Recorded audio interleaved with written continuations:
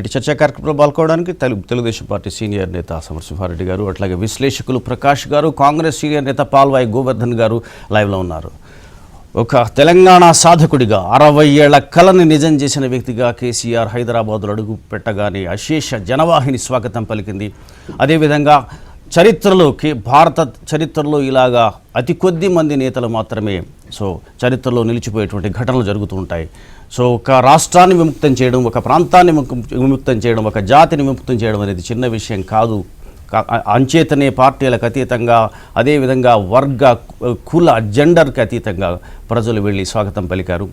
కేసీఆర్ని ఒక లీడర్గా లేదా ఒక చారిస్మాటిక్ పర్సనాలిటీగా మిగిలిన పార్టీ నేతలు ఏ విధంగా చూస్తారు, లేకపోతే ఆయనకి ఈ విధమైనటువంటి స్థానం ఎట్లా లభిస్తుంది, చరిత్రలో ఆయన ఏ విధంగా, ఆయనకి ఎలాంటి స్థానం లభిస్తుంది అనే దాని మీద ముందుగా చర్చిద్దాం. ప్రకాష్ గారు, అంటే మనకి చాలామంది జార్ఖండ్ ముక్తి మోర్చా నేత శిబు సోరెన్ ఉన్నారు, ఒక ప్రాంతాన్ని విముక్తం చేశారు. అట్లాగే ఎమర్జెన్సీ తర్వాత మనకి ఒక అసోం గణ సంగ్రామ పరిషత్ అనేటువంటి పెట్టి ఆయన ప్రఫుల్ల కుమార్ మొహంతా, అట్లాగే ఒక ప్రాంతానికి మహారాష్ట్రలో సంబంధించినటువంటి ఉత్తరాది వాళ్ళ ఆధిపత్యాన్ని కానీ అక్కడ ఉండేటువంటి దావూద్ ఇబ్రహీం లాంటి వాళ్ళని సవాలుగా నిలిచి ఒక ప్రాంతాన్ని ఒక నేతగా నిలబడ్డారు. ఇట్లాగా మర్చిపోతున్నారు అది మహోద్యమం, అది ఎమర్జెన్సీకి వ్యతిరేకమైన మహోద్యమం. మీరు చెప్తున్నారు తప్పకుండా. ఇలాగా ఒక్కొక్కరికి ఒక హిస్టారికల్ ప్లేస్మెంట్ ఉంది. వీరిని బహుశా అందరికీ కూడా అవకాశం బహుశా రాకపోవచ్చు. కేసీఆర్ని ఆ విధంగా వారి మధ్య పెట్టవచ్చా, లేకపోతే ఇంకా పైన కింద ఎట్లాగా, how do you place him historically? అంటే వాళ్ళతో పోల్చాల్సిన అవసరం లేదు, ఎందుకంటే తెలంగాణ ఉద్యమం అనేది ఒక డిఫరెంట్ ఉద్యమం. ఇక్కడ నేను ఆల్మోస్ట్ ఆయనతో 14 ఏళ్ళు కలిసి నడిచాను. అంతకంటే ముందు ఒక 4 ఏళ్ళు 5 ఏళ్ళు గ్రౌండ్ వర్క్ చేశాం తెలంగాణ ఉద్యమం కోసం 97 నుంచి.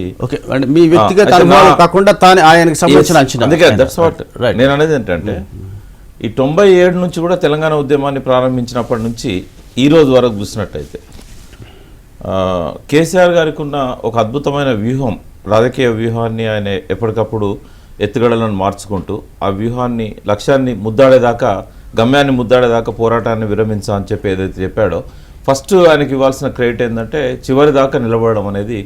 గతంలో చాలామంది నేతలు తెలంగాణ ఉద్యమంలోకి వచ్చారు, కానీ చివరి దాకా నిలబడ్డ వాళ్ళు లేరు, దాన్ని సరైన పంధాలు నడిపించిన వాళ్ళు లేరు.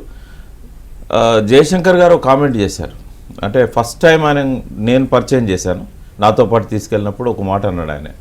నేను చాలామందితో బూరుగుల రామకృష్ణరావు నుంచి మొదలుపెట్టి ఈనాటి నాయకుల వరకు చాలామందితో నేను కలిసి పనిచేశాను. కానీ ఎందుకో మొదటి సమావేశంలోనే మిమ్మల్ని చూస్తే వారిచ్చిన ప్రోగ్రాం అదంతా చూసినప్పుడు ఖచ్చితంగా తెలంగాణను మీరు సాధిస్తారనే ఒక నమ్మకం నాకుంది అని చెప్పాడు ఆయన. అది నిజం చేశారు.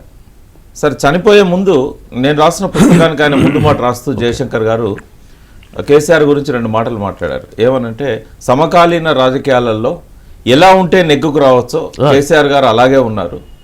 ఇవాళున్న ఈ కుట్రలను, కుతంత్రాలను ఛేదించడానికి ఆయన ఈ రకమైన ఆయన ప్రవర్తన కానీ, ఆయన వ్యవహార శైలి కానీ, ఆయన వ్యూహం కానీ, ఆయన ఎత్తుగడలను కానీ ఎప్పటికప్పుడు మార్చుకుంటూ ఏ రకంగా చేయాలనో ఆ రకంగా చేశాడు. అంటే వాళ్ళ లైన్లోకే వెళ్ళాడు. కుట్రలను ఛేదించాలంటే ఎటువంటి వ్యూహాన్ని అనుసరించాలో అటువంటి వ్యూహాన్ని అనుసరించాడు. ఇది ఒక అనితరమైన, అంటే ఇతరులకు ఎవరికి సాధ్యం కాని శైలిలో ఆయన తెలంగాణ ఉద్యమం నడిపారు. నాకు తెలిసి ఆయన మీద వచ్చిన విమర్శలు కానీ, నిందలు కానీ, ఆరోపణలు కానీ ప్రపంచంలోనే ఏ నాయకుని మీద రావని నేను అనుకుంటా. ఎందుకంటే ఇంత పకడ్బందీ ఒక మీడియా, ఎన్ని రకాల, అంటే మీడియానే నాయకత్వం వహించింది సీమాంధ్ర ఉద్యమానికి. ఒక మాట చెప్పాలంటే నాయకులను మీడియా నడిపించింది. అయినా కూడా ప్రజలను అందరినీ కూడా చెదరపోనీయకుండా వివిధ సంఘాలను చివరి దశలో చూసినట్టయితే 2009 తర్వాత అన్ని సంఘాలను కలుపుకొని ఒక జేఏసీని ఫామ్ చేసి తన వెంట నడుపుకొని చివరి దాకా కూడా ఏంటంటే అతను ఒక విజేతగా నిలిచాడు. ఇది ఒక శిబు సోరెన్ ఇచ్చిన రాజకీయ పంధాలోనే ఈ ఉద్యమాన్ని నడిపారు. జార్ఖండ్ ఉద్యమం ఎట్లా సక్సెస్ అయిందో బాగా స్టడీ చేశాడు ఆయన. ఆ నమ్మకం వచ్చినాకనే ఆయన ఉద్యమానికి వచ్చాడు. కానీ ఆయన జన్మ ధన్యమైందని మేము భావిస్తున్నాం. ఇంకొక అద్భుతమైన విజన్ కూడా ఆయనకు ఉంది.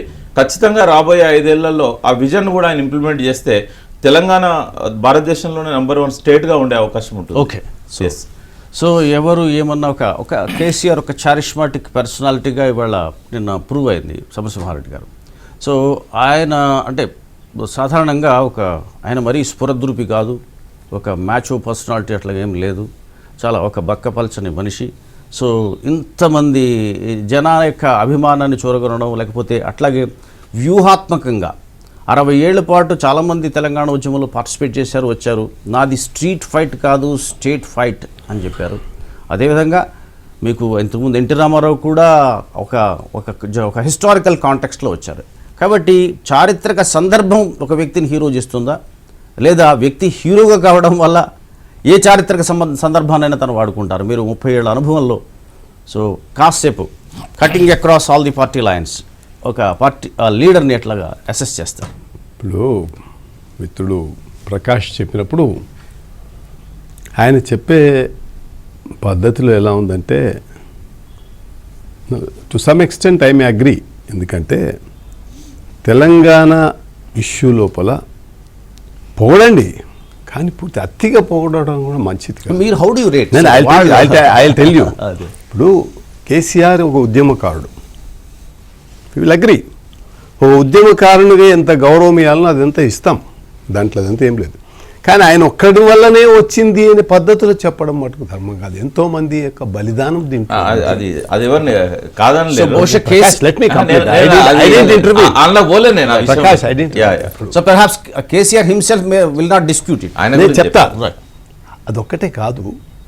69 ఉద్యమంలో మేము చూసాం కదా, అప్పుడు చెన్నారెడ్డి గారు లేరు, ఓన్లీ సమ్ అడ్వకేట్స్ము స్టూడెంట్ లీడర్స్తో కలిపి మాకు కొంత సపోర్ట్, మారల్ సపోర్ట్ ఉంది, ఎస్ వెంకటరామిరెడ్డి గారు ఇచ్చేవాళ్ళు. అప్పుడు జరిగిన ఉద్యమం చూసినాక దేశం మొత్తం మీద ఇందిరాగాంధీ యొక్క చరిస్మాటిక్ పర్సనాలిటీ ముందు ఇచ్చినటువంటి మ్యామత్ మ్యాండేట్ ఏదైతే వచ్చిందో ఆ రోజు ఆమెకు ఆఫ్టర్ మన బంగ్లాదేశ్ ఎపిసోడ్ తర్వాత అవుట్ ఆఫ్ 11 సీట్స్ ఎప్పుడైతే గెలిచామో ఆ రోజు జరిగినటువంటి మ్యాసివ్ ర్యాలీ కూడా ఒక్కసారి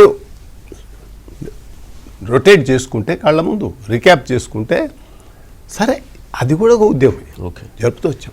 తదనంతరము it has been kept alive. Because ఇవ్వాల స్టేట్ ఇవ్వాలంటే ఎవరు అధికారంలో ఉంటారో వాళ్ళే ఇవ్వాలి, కాంగ్రెసే ఇవ్వాలి అనే ఉద్దేశంతో ఆ రోజుల్లో బాగారెడ్డి గారు, మిత్రులు కేశవరావు ఉన్నారు. Let me question. కేశవరావు, నేను, గోవర్ధన్ రెడ్డి గారు, తర్వాత గీతారెడ్డి గారు, ఓకే, ఇంకా వీళ్ళందరం కలిసి సపరేట్ PCC అనే స్లోగన్ పెట్టి సోనియా గాంధీ వద్దకు తిరిగాం. ఒక స్టేజ్ వచ్చింది కానీ మళ్ళీ అదేదో కారణాలతో ఇదేవి ఎంతో మంది చేసినటువంటి దాన్ని ఒక్కరికే అంటగట్టడం.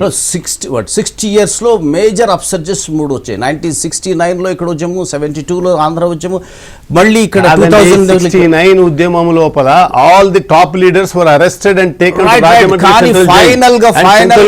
ఫైనల్ గా విజయము, పోరాటము, విజయము ఎవరి దగ్గర రెండు ఎక్కడ మిక్స్ అవుతాయో అతన్ని విజయం అనే సమస్య కాదండి ఇక్కడ. People's wish has been accomplished. People's wish. ఇప్పుడు ఒకరికి విజయము, ఒకరిని అపజయము అనే మాట వద్దు మనకు. So how do you rate him? I rate him as an ఉద్యమకారునిగా I rate him well. Fine, okay. I rate him well. Okay. Not that I am trying to undermine his importance. కానీ పూర్తి అతిగా పొగడము, శ్రీరామంతోనే పొగడము, రుంగూరుతోనూ, there is a limit for psychophancy. No. In an era of psychophancy, lot of uncertainty will prevail. అంటే మీరు ఇందిరాగాంధీకి, ఎన్టీఆర్కి కూడా సైకోఫాన్సీ ఉంటుంది, లేకుండా ఎట్లా ఉంటుంది? ప్రజల కృతజ్ఞత స్థాయి హైగా ఉన్నప్పుడు సాధ్యమవుతుంటుంది అది. సో గోవర్ధన్ గారు, ఇక్కడ కేసీఆర్కి సంబంధించినటువంటి ఒక వేళ నిన్న జరిగినటువంటి స్వాగతం కానీ చాలా అపూర్వ రీతిలో జరిగింది. బహుశా ఎవరెవరుకున్నా 60 ఏళ్ల ఉద్యమంలో ఆయన ఉద్యమం సారథ్యం వహించినప్పుడు వచ్చినటువంటి విజయం ఆయనకు లభించింది కాబట్టి చరిత్రలో ఆయనకు ఒక ప్రత్యేకమైన స్థానం ఉంటుంది. ఒక నాయకుడిగా కేసీఆర్ని మీరు ఎలాగ రేట్ చేస్తారు? ఎలాగా నాయకుడిగా ఎట్లా గుర్తిస్తారు కాసేపు పార్టీలకు అతీతంగా? ఒకటే ఏమిటంటే ఈ ఉద్యమము 52 మన హైదరాబాద్ ప్రత్యేక రాష్ట్రం ఏర్పడ్డ తర్వాత కాంగ్రెస్ గవర్నమెంట్ గెలిచిన తర్వాత దానికంటే ముందు ఆంధ్ర ప్రభుత్వం అనుసరించినటువంటి విధానాల వల్ల మన ఉద్యోగ స్థానాల్లో మొత్తం ఆంధ్రులు నిండిపోయినారు. దానివల్ల అప్పుడు నాన్ మిలిటరీ ఎడ్యుకేషన్ వచ్చింది. ఇడ్లీ సాంబార్ గో బ్యాక్ అని పెద్ద ఎత్తున ఉద్యమం జరిగింది. అప్పుడు కూడా పోలీస్ ఫైరింగ్లు ఎంతోమంది చనిపోయినారు. తర్వాత 55లో కూడా మళ్ళా పెద్ద ఉద్యమం జరిగింది. ఫజల్ అలీ కమిషన్ ముందు తెలంగాణ ప్రత్యేక రాష్ట్రం కావాలి, ఆంధ్రలో కలపొద్దు అని. అది కూడా హిస్టారికల్ ఉద్యమం. దాని తర్వాత జవహర్లాల్ నెహ్రూ గారు తీసుకున్నటువంటి నిర్ణయం వల్ల తెలంగాణ ప్రజలు ఇది తలొగ్గవలసి వచ్చింది. ఆ రోజే ఆయన చెప్పింది ఏమిటంటే, మీరు 5 సంవత్సరాల తర్వాత మీకు పొసగకుంటే మీరు విడాకులు తీసుకోవచ్చు అని చెప్పి జవహర్లాల్ నెహ్రూ గారు చెప్పినారు. దాని తర్వాత రీజనల్ కమిటీ వచ్చింది. ఎన్నో అభివృద్ధికర కార్యక్రమాలు ఆ డబ్బులతో చేసినాం. ఎందుకంటే ఆంధ్ర రాష్ట్ర ప్రభుత్వం చేసేది కాదు. అన్ని గ్రామాలకు రోడ్లు,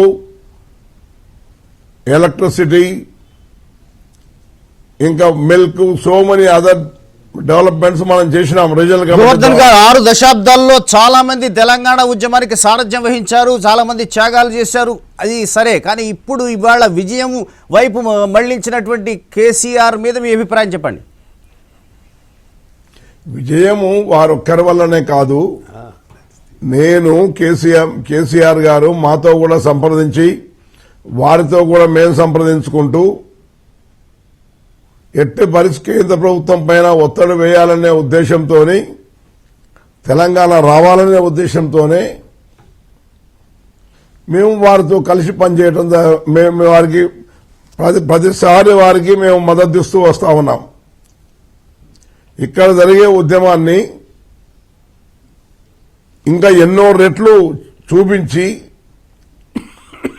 ఢిల్లీ గవర్నమెంట్ను తప్పకుండా తెలంగాణ ఇవ్వక తప్పదు అనే అభిప్రాయాన్ని క్రియేట్ చేయడం జరిగింది. కేసీఆర్ గారు ఏది మన సత్యాగ్రహం చేసినప్పుడు కానీ ఎప్పుడు కూడా మా యొక్క అండదండలు కేసీఆర్ గారికి ఉన్నాయి. ఎందుకంటే ఒక ఉద్యమం చేస్తున్న నాయకుడిని మనం ఎంకరేజ్ చేయాలి తప్ప డిస్కరేజ్ చేయడానికి వీల్లేదు అన్న విధంగా మనం అందరం కలిసి ప్రయత్నం చేసినాము. కేసీఆర్ ఏమో ఒక ఉద్యమాన్ని నిర్మించినాడు, ఓకే, దాన్ని కంటిన్యూ చేసినాడు. There is no dispute. Fine. కాబట్టి ఏంటంటే నిన్న ఆయనకు జరిగినటువంటి అపూర్వమైనటువంటి స్వాగతం ఏదైతుందో ఇవన్నీ కూడా దృష్టిలో పెట్టుకొని ప్రజలు తెలంగాణను తీసుకురావడానికి అందరు కాంగ్రెస్ పార్టీ ఒకటేందంటే మీకు ఒకటి గమనించాలి ఇక్కడ. ఓకే, కాంగ్రెస్ పార్టీ వాళ్ళు కాంగ్రెస్ పార్టీ ప్రభుత్వానికి వ్యతిరేకంగా 52 నుంచి ఉద్యమం చేస్తూనే ఉన్నారు. ఎవరు కూడా వచ్చి కలిసిందే లేదు. అయినా కూడా ఎందుకు సాధించలేకపోయినాం అంటే కారణం ఏమిటంటే, ఆ రోజు హైదరాబాద్ నవాబు మన అక్కడ యుఎన్ఓలో పెట్టిన కేసు వేయటం వల్ల ఓకే, సోనియా గాంధీ గారికి 69లో కానీ 70లో కానీ తెలంగాణ ఇవ్వడానికి వీల్లేకపోయింది. సో ఇప్పుడు సాధ్యమైందంటారు. Okay, I'll get back to you. గారు ఏం చెప్పినారంటే, రైట్, సోనియా గాంధీ ఇందిరాగాంధీ గారు ఇవ్వలేకపోయినారు. ఇందిరాగాంధీ గోవర్ధన్. కాబట్టి ఈ రోజు ఆ విషయం సెటిల్ అయిపోయింది. కాబట్టి 78లో ఇప్పుడు చేసిన ఉద్యమానికి ఫలితం దక్కింది. Fine, thank you. Right, okay, సమర్శివారెడ్డి గారు చెప్పండి. సో మొత్తం తెలంగాణ ఉద్యమంలో ఇది టీఆర్ఎస్ ఎలాగో తెలంగాణ ప్రజాసమితి మీరు వారితో కలిసి పనిచేశారు.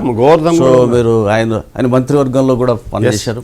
సో మీకు బాగా తెలిసి ఉండొచ్చు. అంటే చెన్నారెడ్డి గారు కూడా ఒక ఉద్యమాన్ని నిర్మించారు, కానీ ఫైనల్గా అంటే కాంగ్రెస్లో విలీనం చేయడం జరిగింది.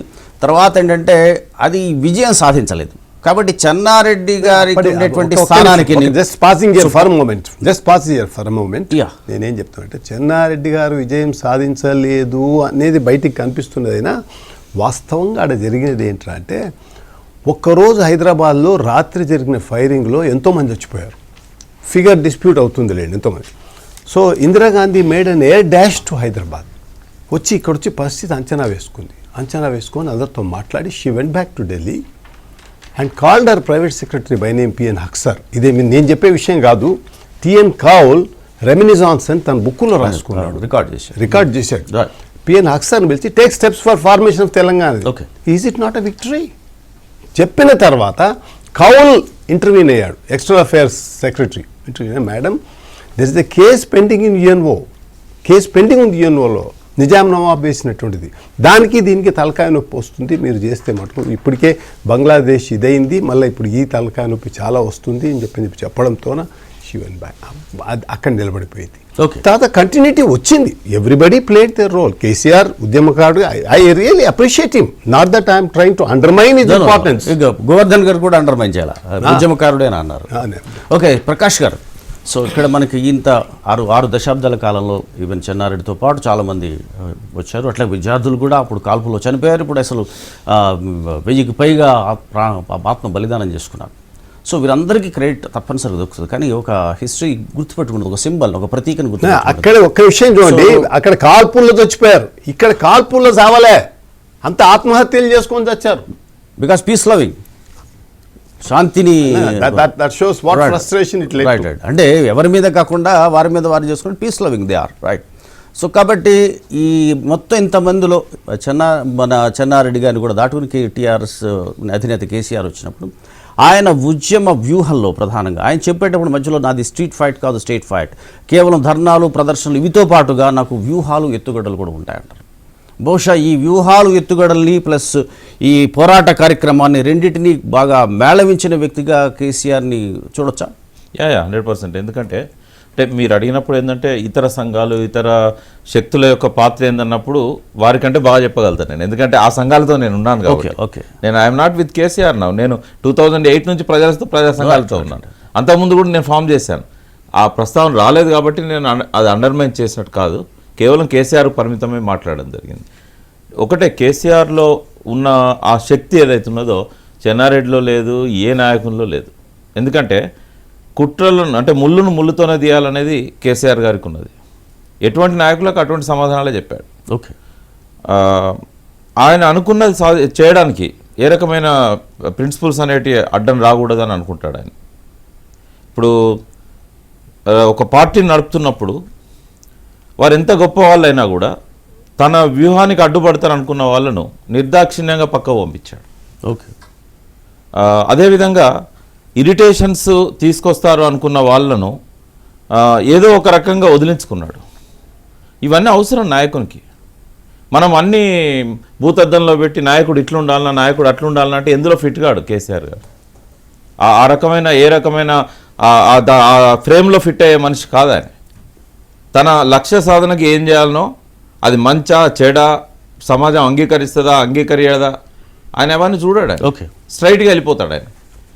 ఆయన లోపల నచ్చింది ఏంటంటే ఎవరైనా కూడా 27 ఏప్రిల్ నాడు జలదృశ్యంలో చేసిన ప్రసంగ పాఠాన్ని కనుక తీసుకొని ఈరోజు జరిగిన దాన్ని చూసినట్టయితే అన్నదానికి కట్టుబడి ఉన్నాడు. ఏం చేశాడో ఎట్లా నడిపాడో ఆ రోజు చెప్పాడు, ఎట్లా నడుపుతానన్నాడో అది అట్లాగే నడిపాడు. తను అన్నిటినీ తనకు అనుకూలంగా మలుచుకోగలిగాడు, పరిస్థితులను కానీ అన్ని శక్తులను కానీ. ఓకే, ఒకటి చూడండి, ఆ రోజు తెలుగుదేశం పార్టీతో సహా అందరూ కూడా పరమ వ్యతిరేకులు తెలంగాణకి. ఆ వ్యతిరేకులు అందరితో జయ తెలంగాణ అనిపించాడు. భారతదేశంలో ఉన్న 36 పార్టీలతోని అనుకూలంగా లేఖలు ఇప్పించగలిగాడు. ఒక మామూలు ఒక 5% 10% బుద్ధిజీవులకు మాత్రమే తెలంగాణ అవసరం ఏందో తెలిసేది. మిగతా వాళ్ళు వాళ్ళ దారిద్ర్యాన్ని పేదరికాన్ని తిట్టుకుంటూ ఉండేవాళ్ళు. అటువంటి వాళ్లకు మన సమస్యలకు సీమాంధ్ర పాలన వాళ్ళ దోపిడీ కారణం అని చెప్పి గల్లీలో ఉన్న ప్రజల వరకు కూడా టీఎంసీలు క్యూసెక్లు అంటే ఎవరు తెలుసండి? ఇలా మామూలు ఏ ఊరికి పోయినా మీరు ఒక రైతుని అడిగితే జలదోపిడిని టీఎంసీలలో చెప్పగలుగుతాడు. అంటే వెట్ కల్టివేషన్ చోట రైతులకు తెలుస్తుంది, మామూలు అప్పుడు చోట ఎక్కడ వెట్ కల్టివేషన్ ఎక్కడ ఉంది ఇక్కడ. ఆయన లోపల నాకు బాగా నచ్చిన విషయాలు ఏంటంటే, ఒకటి అద్భుతమైన వ్యూహం, బాగా దాన్ని తరచి తనకొక సొల్యూషన్ దొరికిన తర్వాతనే మా అందరి ముందు పెట్టి ఎలా ఉంటుందని అడిగేవాడు. సో అద్భుతమైన వ్యూహం అనేది ఆయన మొదటి బలం. రెండవది అద్భుతమైన వాక్చాతుర్యం. మూడవది ఏంటంటే అద్భుతమైన మెమరీ, సమయస్ఫూర్తి. ఇవేంటంటే అన్ని వాళ్ళ ఈ స్టేజ్కి తీసుకొచ్చాయి. నాయకత్వ లక్షణాలు చాలా అరుదుగా మనం చూస్తాము.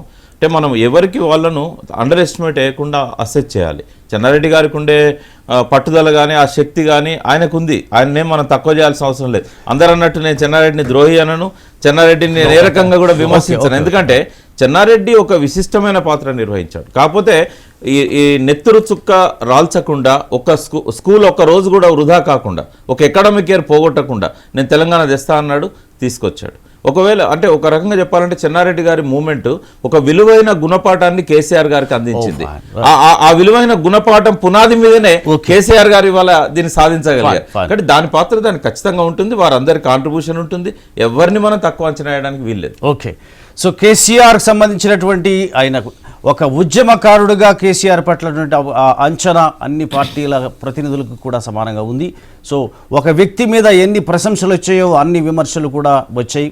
అయినప్పటికీ కూడా విజయం అనేది అంతిమమైనటువంటి గుర్తుగా, ఒక చిహ్నంగా చరిత్రలో ఉంటుంది. కాబట్టి కేసీఆర్ యొక్క పాత్ర చరిత్రలో భారత రాజకీయ చరిత్రలో నిలిచిపోతుందనే దానికి సందేహం లేదనేటువంటి అంశం మీద దాదాపు అందరూ ఎక్కిపిస్తున్నారు. అయితే తెలంగాణ ఉద్యమంలో ఇతరుల పాత్ర అంతకన్నా కీలకమైనటువంటి పాత్రలు, అట్లాగే విద్యార్థుల త్యాగాలు, ఇక్కడ ఉండేటువంటి ఇంతకుముందు కాల్పుల్లో మరణాలు పొందినటువంటి వారు, అట్లాగే గతంలో చెన్నారెడ్డి గారు చేసినటువంటి దానికి సంబంధించినటువంటి ఉద్యమం కానీ ఎవరికి కూడా అండర్మైన్ చేయకుండానే ఎవరి స్థానం వారికి ఉంటుందనేటువంటి అభిప్రాయం కూడా కొందరు వ్యక్తం చేస్తున్నారు. ఇక మరో విషయానికి వెళ్ళినట్టయితే అది నిన్నటిదే టీఆర్ఎస్ని కాంగ్రెస్లో విలీనం చేస్తున్నారు అనేటువంటి సంకేతాలు ఇస్తూ ఆయన ఆల్రెడీ అలాంటి సంకేతాలు ప్రధానికి ఇచ్చారంటూ దిగ్విజయ్ మరోసారి వ్యాఖ్య చేశారు. అంతకుముందు ఒక రోజు ముందు కూడా ఇదే వ్యాఖ్య చేశారు, కేసీఆర్ ఖండించారు. మళ్ళీ రెండో రోజు కూడా అదే వ్యాఖ్య చేశారు, మళ్ళీ టీఆర్ఎస్ నేతలు ఖండిస్తున్నారు. కాబట్టి ఆయన వ్యాఖ్యలు చేయడము, ఖండించడము, సో దీన్ని ఎలా అర్థం చేసుకోవాల్సి వస్తుంది చెప్పండి మనకి సమరశివారెడ్డి గారు. ఇప్పుడు ఇంతవరకు ఉద్యమం ఒక ఫేజ్, నెక్స్ట్ ఫేజ్ ఇప్పుడు కమెన్స్ అవుతుంది.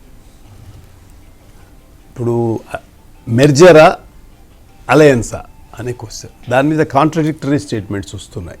ఒక పక్కనేమో దిగ్విజయ్ సింగ్ ఒక స్టేట్మెంట్ ఇస్తున్నారు, he's referring to prime minister, చేసి పెట్టి చెప్తా ఉన్నాడు. ఇక్కడనేమో కేసీఆర్, ఐ థింక్ కేసీఆర్ డైరెక్ట్గా చెప్పినట్టు లేడు, కానీ సోర్సెస్ ఫ్రమ్ టీఆర్ఎస్ చెప్పినట్టుగా ఉన్నాయి. మాకున్న ఇన్ఫర్మేషన్ ప్రకారం కూడా మెర్జర్ ఈజ్ ఆల్మోస్ట్ సర్టన్ అని. ఒక్కటే కేసీఆర్కు నిజంగా చెప్పాలంటే ఇప్పుడు రియల్ హెడేక్ స్టార్ట్ అవుతుంది. చాలామంది అక్కడ జాయిన్ అయ్యేటువంటి వాళ్ళు, కొందరు పోయినటువంటి వాళ్ళు పర్టికులర్ సీట్ మాకు కావాలి అని. ఉదాహరణకు I will just illustrate, just టోకన్గా చెప్తాను. ఇప్పుడు కడియం శ్రీహరి ఉన్నాడు, ఆయనకు పార్లమెంట్ సీట్ కావాలి వరంగల్. అక్కడ ఆల్రెడీ కాంగ్రెస్ సిట్టింగ్ ఎంపీ ఉన్నాడు. ఇప్పుడు మెర్జర్ అయిపోతే కాంగ్రెస్ సిట్టింగ్ ఎంపీకి ప్రిఫరెన్స్ వస్తుంది. అప్పుడు కడియం శ్రీహరి ఏం కావాలి? ఇటువంటి నేను జస్ట్ ఇలస్ట్రేట్ చేశాను. కొత్తైన అవే సమస్యలు వస్తాయి. అసెంబ్లీ దగ్గర అదే ప్రాబ్లం వస్తూ ఉంది. గన్పూర్ పోవాలంటే విలీనమని కాదు, పొత్తు సందర్భంలో కూడా అలాంటి సమస్యలు ఏర్పడే అవకాశం ఉంది. అందువరకు ఇది గెట్ ఓవర్ కావడం పెద్ద తలకాయ నొప్పితో కూడినటువంటి వ్యవహారమే. దాన్ని ఫర్మ్గా డీల్ చేయాల్సినటువంటి ఆవశ్యకత వస్తుంది. దాంతో ఇంకా ఈ రోజు పొగిడేవాళ్ళు రేపు ఎంతమంది తిడతారో మనం కూడా ఓకే వినాల్సి వస్తుంది. గోవర్ధన్ గారు, కాంగ్రెస్ వారే విలీనంకి టీఆర్ఎస్ వెంట పడుతున్నారు, అంటే టీఆర్ఎస్ శ్రేణులు మాత్రం విలీనాన్ని పూర్తిగా వ్యతిరేకిస్తున్నారు అనేటువంటిది ఒక కామన్ ప్లేస్లో ఉన్న ఆర్గ్యుమెంటు, పత్రికలు కూడా అవి ప్రచురిస్తున్నాయి. సో దీన్ని నిజంగానే మీరే కేసీఆర్ వెంట పడుతున్నారా, లేకపోతే కేసీఆర్ విముఖంగా ఉన్నారా? దిగ్విజయ్ సింగ్ ఒక వ్యాఖ్య చేస్తుంటే టీఆర్ఎస్ ఖండిస్తున్నారు. సో కాబట్టి ఇంతకీ కాంగ్రెస్ వారు ఏ విధంగా అనుకుంటున్నారు? ఒక్క విషయం మీరు ఇక్కడ గమనించాలి. కాంగ్రెస్ హైకమాండ్ కేసీఆర్ గారిని మీరు పిలిపించండి, మనం అన్ని తెలంగాణ విషయం అన్ని మాట్లాడుకుందామని చెప్పడం జరిగింది. అప్పుడు కేసీఆర్ గారు హైదరాబాద్కు వచ్చినారు, ఢిల్లీకి వచ్చినారు, ఢిల్లీకి వచ్చినారు. తర్వాత మన మన వీళ్ళందరితో కూడా మాట్లాడినారు. మాట్లాడినప్పుడు వారే ఎవ్వరు అడగక ముందే ఒక ప్రకటన చేసినారు. తెలంగాణ ఇస్తే టీఆర్ఎస్ కాంగ్రెస్ లో మర్జర్ అవుతుంది అన్కండిషనల్ గా. నేను కూడా ఈ పదవి అడగను అని వారంతర వారే స్టేట్మెంట్ ఇచ్చినారు. దాని తర్వాత ఇక్కడ కూడా మీకు తెలుసు, ఎంతో మంది కేసీఆర్ గారిని బదనాం చేయాలని ప్రయత్నం చేశారు. నేను అప్పుడు ఒక 2-3 ప్రకటనలు ఇవ్వాల్సి వచ్చింది. కేసీఆర్ గారిని ఢిల్లీ పిలిపించింది, వారంతలో వాళ్ళు రాలేదు. చర్చలు పూర్తిగా ఏది సఫలమైనాయి. కాబట్టి మీరు కేసీఆర్ గారిని ఏదో బదనాం చేయాలనుకుంటే మాత్రం లాభం లేదు. Is doing is duty. తర్వాత 20 రోజుల తర్వాత మళ్ళా హైదరాబాద్కి వచ్చి వారంతల వారే 3-4 స్టేట్మెంట్ ఇచ్చినారు. ప్రజలకు కావాలి ఈరోజు తెలంగాణ విముక్తి కావాలి. దానికి నేను తెలంగాణ ఇస్తే నా పార్టీని కాంగ్రెస్ పార్టీతో మర్జం చేయడానికి సిద్ధంగా ఉన్నాను. ఇవన్నీ నేను చెప్పినవి కావు, వారు చెప్పినవే. కాబట్టి పరిస్థితుల ప్రభావం వల్ల ఏ విధంగా ఈ విషయాన్ని డీల్ చేయాలనేది కేసీఆర్ గారు, సోనియా గాంధీ గారు వారే తెలుసుకుంటారు. మనం ఈ విషయంలో తర్జన భర్జన పడవలసిన అవసరం లేదు. ఒక విషయం చెప్పండి గోవర్ధన్ గారు, మేము స్టేట్మెంట్ కాంగ్రెస్ లో టీఆర్ఎస్ విలీనం అయితే కాంగ్రెస్ కి రాజకీయ లబ్ధి తెలంగాణలో ఎక్కువ ఉంటుందా, పొత్తు పెట్టుకుంటే ఎక్కువ లబ్ధి ఉంటుందా? ఒకటి ఉందండి, ఎప్పుడు కూడా స్ట్రేట్గా పోవటం అవసరం. ఎందుకంటే తెలంగాణ విముక్తి జరిగిన తర్వాత కాంగ్రెస్ పార్టీ అదే ఉద్దేశం, కేసీఆర్ గారి అదే ఉద్దేశం ఉన్నప్పుడు అందరు కలిసి పనిచేసి తెలంగాణ అభివృద్ధికి పాటుపడాలి. ఎవరు ముఖ్యమంత్రి ఎవరి మంత్రులు అనే విషయం కాదు. తెలంగాణ బాగా వెనుకబడ్డ ప్రాంతం. గోదావరిలో ఈ రోజు మనకు రావాల్సిన షేర్లో 10% కూడా రాలేదు. కాబట్టి పవర్ ఉత్పత్తి గోదావరిలో చేయొచ్చు, తెలంగాణ డెవలప్మెంట్ చేయొచ్చు. ఇటువంటి ఎన్నో విషయాలున్నాయి. అన్ని కలిసి పనిచేస్తే తప్ప మనం తెలంగాణను హర్యానా, పంజాబ్ మాదిరిగా చేస్తానికి వీల్లేదు. ఓకే. కాబట్టి ఇప్పుడు ఏంటంటే వద్దంటుంటే కావాలని చెప్పి ఆ రోజు రాజశేఖర్ రెడ్డి పులిచింతల ప్రాజెక్టు కట్టినాడు. ఏం లాభం దాంతో? నాగార్జున సాగర్ నుంచి నీళ్లు వస్తే తప్ప అది నిండదు. దానికి సపరేట్ ఇది లేదు. ఇటువంటి ఎన్నో ఉన్నాయి సమస్యలు. సో ఇలాంటివన్నీ పరిష్కరించుకోవడానికి కాంగ్రెస్ టీఆర్ఎస్ విలీనమైతేనే మంచిదనేటువంటి అభిప్రాయంతో మీరున్నారు. ఇంచంపల్లి ప్రాజెక్ట్ సంగతి చెప్పు. తప్పకుండానండి. తెలంగాణ ప్రజల సమస్యలు తీరాలంటే కాంగ్రెస్, టీఆర్ఎస్ ఇద్దరు కూడా కలిసి ఒక్క మాటగా, ఒక్క ప్లాన్గా పోతే తప్ప తెలంగాణ అభివృద్ధి చేయడానికి వీలుండదు. ఓకే. సో ప్రకాష్ గారు, కాబట్టి కాంగ్రెస్ ఒక దిక్కు, టీఆర్ఎస్ ఒక దిక్కు ఈ గుంజుకుంటా పోతే అల్టిమేట్లీ తెలంగాణ డెవలప్మెంట్ కావడం కష్టం, నష్టమవుతున్నాడు. ఓకే ప్రకాష్ గారు. సో కాబట్టి కేసీఆర్ గారు తన మాట మీదనే నిలబడి ఉంటే మంచిది అని చెప్పి నేను భావిస్తాను. ఓకే ప్రకాష్ గారు, టీఆర్ఎస్ శ్రేణుల్లో 90% విలీనానికి వ్యతిరేకంగా దాదాపు ఉన్నారనేటువంటి వాదన వినిపిస్తోంది. అంటే యాక్చువల్గా టీఆర్ఎస్ శ్రేణులు కానీ ఇతర తెలంగాణ ఉద్యమ శక్తులు కానీ, సో టీఆర్ఎస్ యొక్క ఐడెంటిటీ ఉండాల్సిన అవసరం ఉంటుంది. తెలంగాణ సాధన తర్వాత టీఆర్ఎస్ ఐడెంటిటీ అవసరమా? తెలంగాణ అన్ని రకాలుగా అభివృద్ధి చేయాలనుకున్నప్పుడు తెలంగాణ సాధన అనేది 10%. విధ్వంసమైన తెలంగాణను ఒక బంగారు తెలంగాణగా డెవలప్ చేసుకోవడం 90%. ఎవరైనా 90% లక్ష్యాన్ని అట్లా వదిలేసి 10% సాధించి సంతృప్తి చెందుతారా?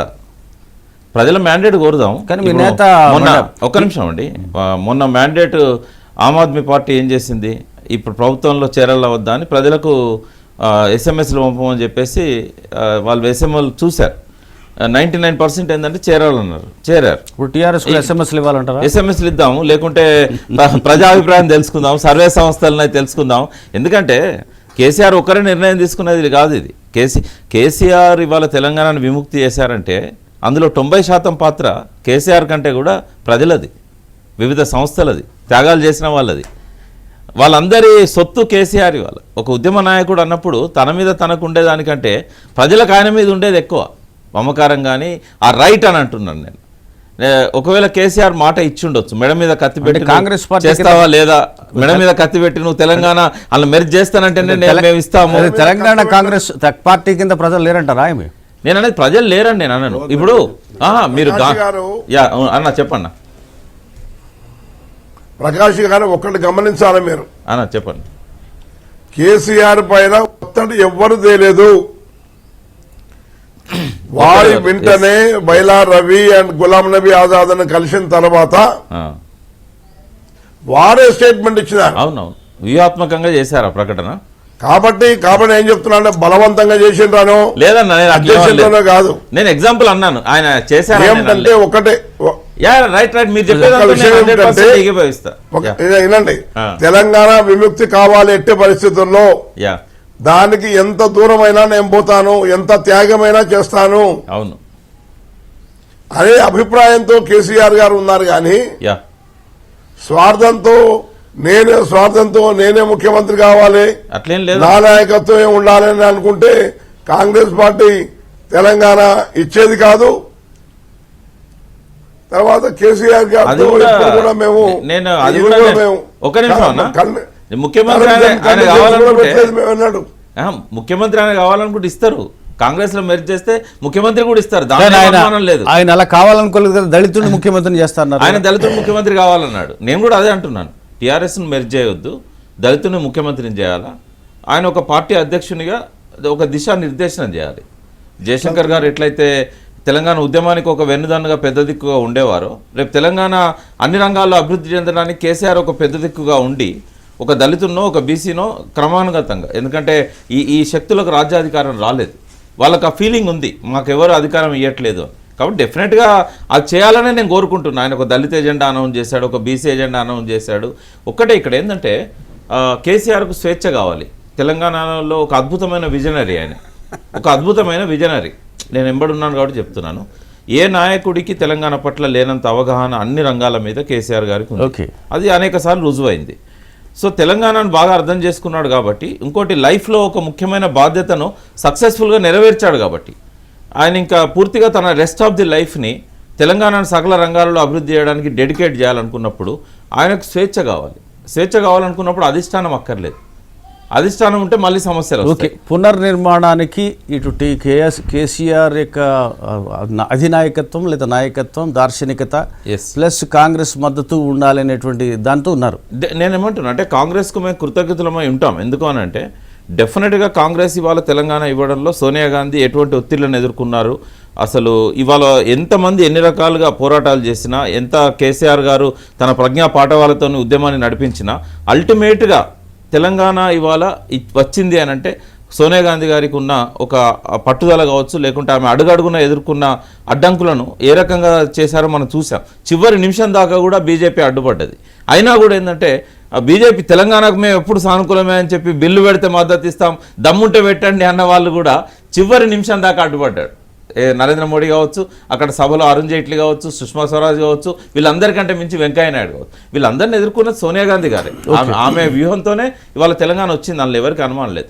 ఆ కుటుంబానికి కృతజ్ఞతతో ఉంటారు తెలంగాణ ప్రజలు. డెఫినెట్గా రాబోయే ఎన్నికల్లో ఎప్పుడు అవసరమైనా కూడా మద్దతు టీఆర్ఎస్ది ఫస్ట్ ప్రిఫరెన్స్ ఖచ్చితంగా కాంగ్రెస్కి ఇవ్వాల్సిందే తెలంగాణ ఇచ్చినందుకు. కానీ ఇవాళ ఏమైందంటే ఒక అంటే ఆ పార్టీ వాళ్ళ పరిస్థితి చూసినట్టయితే రేపు అధికారంలోకి వచ్చే అవకాశాలు పూర్తిగా లేవు. ఒకవేళ బీజేపీ వస్తుందా లేకుంటే మూడవ ప్రత్యామ్నాయంగా ఎవరినన్నా కాంగ్రెస్ ముందు పెడుతుందా మనకు తెలియదు. ఎట్టి పరిస్థితుల్లో ఆ పార్టీ అధికారంలోకి వచ్చేది లేదు. పోయి తెలంగాణను అభివృద్ధి చేసుకోవాలనుకున్నప్పుడు మేము ఇన్ని ఫండ్స్ తెచ్చుకోవాలా, ఇవన్నీ విషయాలు ఉంటాయి. ఎందుకు కలవాలండి? నేనేమంటున్నా, రుణపడి ఉంటాం మీకు.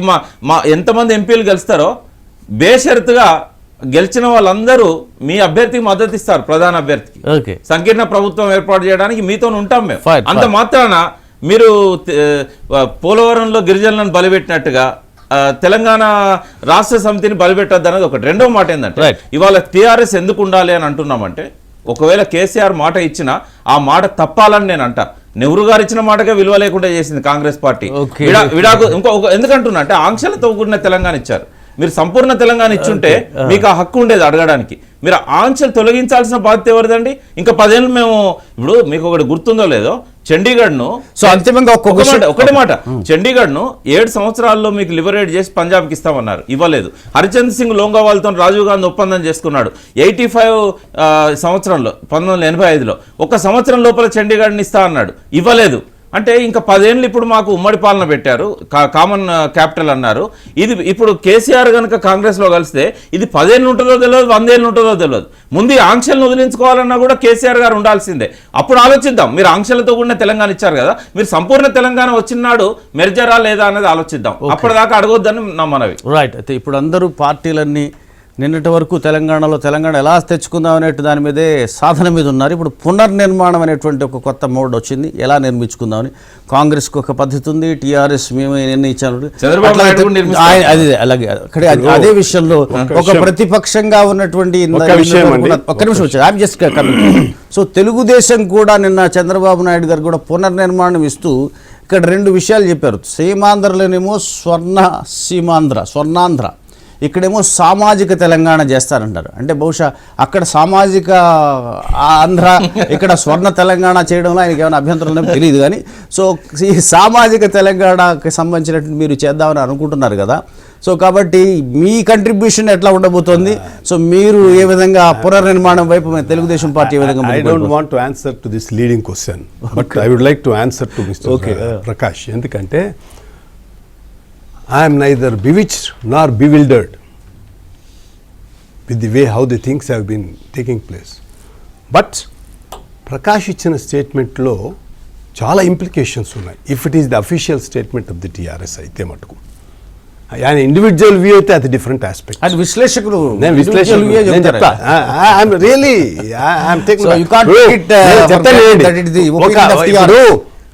ఒక అడ్వకేట్గా నేను చెప్తాను. ఆయన ఇచ్చిన స్టేట్మెంట్ పెట్టుకొని చూసుకుంటే ఎన్ని కాంట్రడిక్షన్స్ మార్క్ చేయొచ్చు అంటే అన్ని కాంట్రడిక్షన్స్ మార్క్ చేసే పద్ధతిలో చెప్పాడు. Prakash must be careful in that. ఎందుకంటే ఒక పక్కనేమో ఆయనేమో సర్వసింగ భూపాలుడు, ఏం చేయాలనుకుంటే చేస్తాడు, ఆయనకు ఒక వ్యూహం ఉంది, అది ఇది అన్నాడు.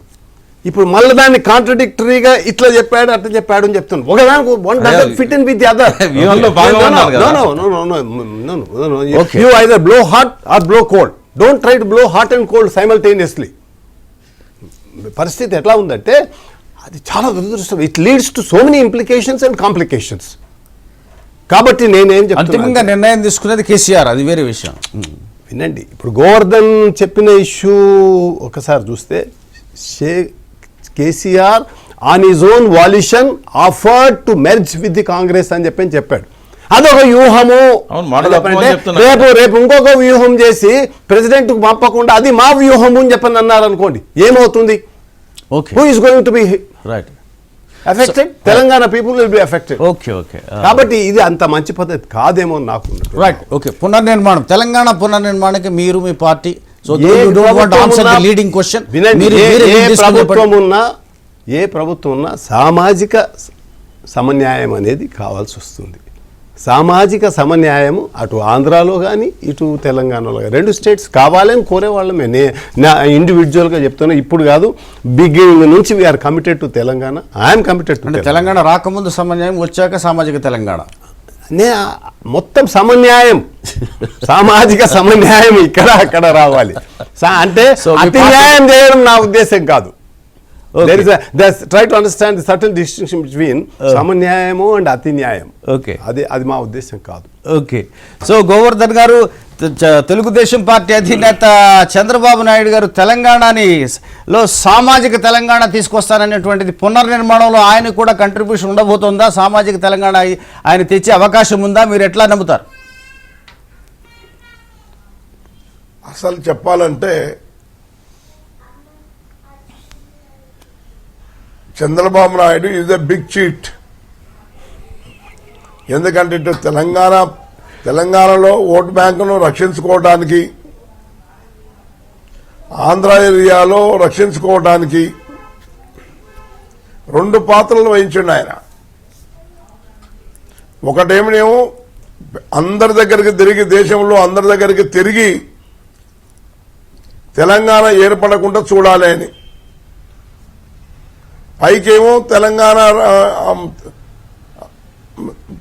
తెలంగాణ రాష్ట్రం కావాలని, ఈ విధంగా 2 పాత్రలు వహించి ఈ రాష్ట్ర ప్రజలందరూ కూడా వంచిండు. కాబట్టి ఆయన మాటకు ఏ విధమైనటువంటి విలువ లేదు. ఒకటి ఇప్పుడు ఏమిటంటే సామాజిక తెలంగాణ కావాలి, తెలంగాణ అభివృద్ధి జరగాలి అంటే దీనికి ఒక విజన్ ప్రకారంగా మనము ఒక ప్లాన్ ప్రకారంగా పోవాలి. మనం జవహర్లాల్ నెహ్రూ గారు స్వాతంత్రం రాగానే ఆయన విజన్తో ఏ విధంగానైతే కార్యక్రమాలు చేసినాడో, ఇరిగేషన్ ప్రాజెక్ట్ విషయంలో కానివ్వండి, పవర్ ప్రాజెక్ట్ విషయంలో కానివ్వండి, సామాజిక కార్యక్రమాల విషయంలో కానివ్వండి, అటువంటి కార్యక్రమాలు ఇప్పుడు జరగాలి ఇక్కడ. అంటే జవహర్లాల్ నెహ్రూకున్నంత విజన్ ఇవాళ ఏ నేతకి ఉంది? తెలంగాణ ఆ విధంగా విజన్ లో తీసుకువెళ్ళడానికి ఏ నేతకు అవకాశం ఉందో చెప్పండి. ఒక్క నేతతోని ఏది కాదండి. అందరు కలిసి 4 తలకాయలు కూర్చొని ఆలోచన చేసి యునైటెడ్ గా తెలంగాణను అభివృద్ధి చేయాలని చెప్పి ఆలోచన చేస్తే తప్ప ఇది కాదు. ఇది ఏ ఒక్కరితోనూ సాధ్యమయ్యే విషయం కాదు. కాబట్టి ఏంటంటే కేంద్రంలో కాంగ్రెస్ పార్టీ ప్రభుత్వం రాదని చెప్పి అనటం కరెక్ట్ కాదు. కాబట్టి ఇదివరకు కూడా ఎన్నో మాట జరిగింది. అది ఇప్పుడు కూడా మళ్ళా BJP will not come in to power. Congress party లేకుంటే థర్డ్ ఫ్రంటే ఓకే, కంక్లూడ్ చేయండి. I'm running out of time. అధికారంలో రావడానికి వీలుంటుంది. కాబట్టి ప్రకాష్ గారు ఏదైతే అంటున్నారో that is not correct. Okay, Prakash garu ఇప్పుడు 4.5 కోట్ల ప్రజల ఆకాంక్షల కోసం ఏం చేయడానికైనా కేసీఆర్ వెనకపోరు. నేనేమంటున్నా అంటే రాజకీయాలలో అవసరాలు ఉంటాయి తప్ప మాటలు, హామీలు ఇవన్నీ ఏమీ ఉండవు. తర్వాత ఏదైనా సందర్భంగా మాట్లాడాల్సి వస్తే అది వ్యూహంలో భాగంగానే మాట్లాడారని అనుకోవాలి.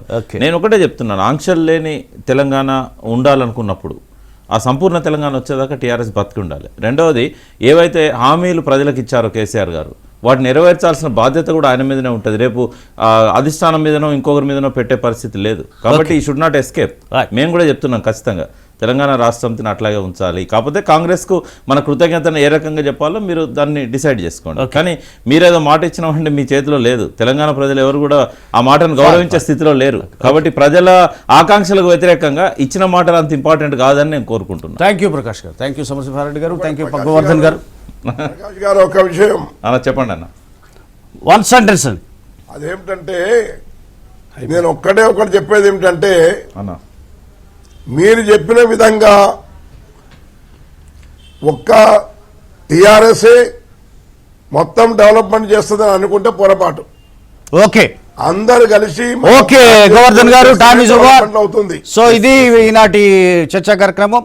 సో మొత్తం మీద విలీనమా పొత్తు అనేటువంటి దాని మీద అది ఒక అంశం మీద దాని చుట్టూ తిరుగుతోంది. అది రాష్ట్ర పునర్నిర్మాణం, తెలంగాణ రాష్ట్ర పునర్నిర్మాణం అనే దాంట్లో ఇంతవరకు కూడా యుద్ధం చేసి ఉద్యమం చేసి పునర్నిర్మాణంలో పాత్ర లేకుండా ఉండడానికి టీఆర్ఎస్ శ్రేణులు అంగీకరించట్లేదనేటువంటి వాదన వినిపిస్తుంటే, ఈ పునర్నిర్మాణంలో కాంగ్రెస్ టీఆర్ఎస్ కలిస్తేనే సాధ్యమైనటువంటి అంశం మీద కాంగ్రెస్ నేతలు అభిప్రాయపడుతున్నారు. దాంతో పాటుగా ప్రతిపక్షం కూడా కలవాలి, ఒక సామాజిక తెలంగాణ వైపు, అందులో సమన్యాయాన్ని కూడా తీసుకురావాలంటున్నటువంటి తెలుగుదేశం పార్టీ నేతలు అంటున్నారు. ఇది నాటి మార్నింగ్ ఎడిషన్. రేపు మళ్ళీ 7 గంటలు కలుద్దాం. Have a great and pleasant day.